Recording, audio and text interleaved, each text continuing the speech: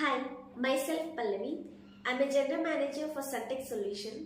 Recent టైంలో credit card గురించి రిపీటెడ్గా డౌట్స్ అడుగుతా ఉన్నారు.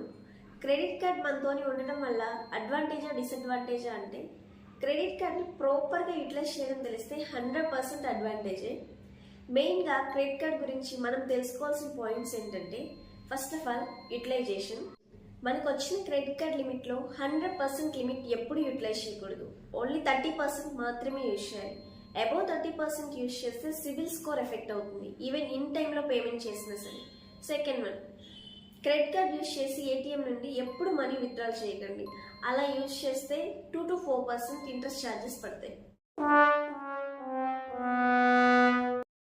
బిల్ పే చేసేటప్పుడు total amount and minimum due అని 2 ఆప్షన్స్ ఉంటాయి.